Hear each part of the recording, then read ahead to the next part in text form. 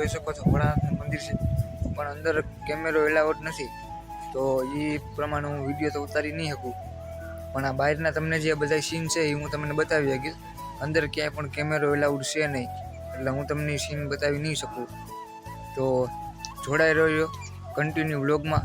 આગળ પણ જવાનું જ છે, તમને બધું બતાવે હું. તમે જોઈ શકો છો વાંહે કુંડ છે અને વાંહે આ મંદિર છે. તો જોડાયેલા રહ્યો વ્લોગમાં.